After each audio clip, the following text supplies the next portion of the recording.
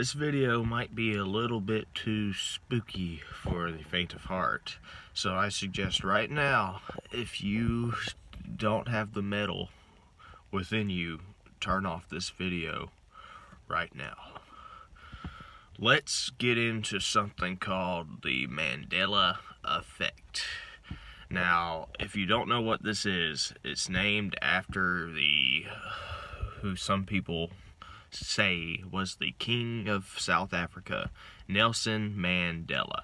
If you lived in what they call a certain timeline, Nelson Mandela was the king of Africa. But if you live in a different timeline, and this is the one that I know and love, Nelson Mandela, he never becomes king of Africa. He died in prison many years ago. He was arrested for trying to conquer South Africa. His final words as he clung to those metal bars, "I just can't wait to be king." And I thought that was just settled history up until a couple of years ago. I see news reports, I see even video footage showing Nelson Mandela being alive and well up to 2013. And a lot of people will say this is an example of a parallel universe. No, that's not true. But somewhere, somehow, people have gotten access to reality-altering equipment, and they are able to change what we have always known to be true.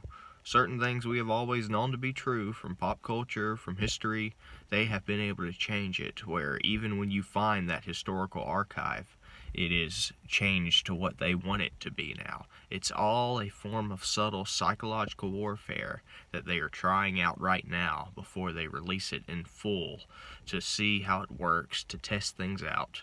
For example, pull out your old VHS Snow White tape. What we all knew to be magic mirror up the wall, now all of a sudden it is mirror, mirror up the wall. Pull out your, I know a lot of you probably have seen this movie. I certainly have. Remember the old flying spaceman Buzz Lightyear and his sidekick, the cowboy Woody, and Rex the killer dino from the hit movie Toy Story? Not Toy Story anymore, apparently. Toy Book. And the biggest thing, and I don't know if this has been looked at in any of the other Mandela Effect videos or not. I don't think so, because I studied many of them and I didn't see any mention of this at all. Avatar. You remember Avatar, the top grossing movie of all time for a little while? Still the second top grossing of all time when adjusted for inflation. The only one that grossed more when adjusting for inflation, Gone with the Wind. Look it up if you don't believe me. But Avatar, we all remember, I remember, we all remember, I remember, we all remember, I remember, we all remember, all the people in the Avatar movie, we remember being green. But you go back and you look at it now, you look at even on the release date, everybody's blue.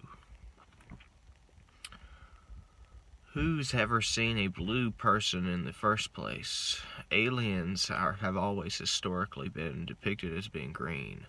So now all of a sudden, some big movie director, James Cameron, he wants to make everybody blue. That just doesn't add up. Green people, if you're green, you're the color of grass. You can blend in, you can blend into grass, you can blend into trees. Green is sort of a color of life. Blue, if somebody turns blue, like let's say your skin turned blue, it means you're close to death. I hate to say it, but blue is the color of death, and the people in Avatar are obviously very much alive.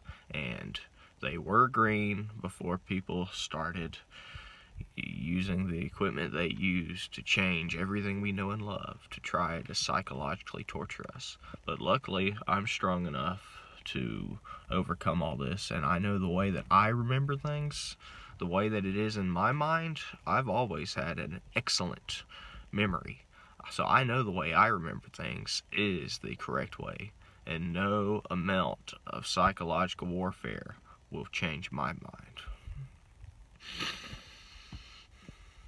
So, any of you with your little equipment, your little sonar waves, whatever you're doing to try to alter stuff, to try to trick people, go ahead, point your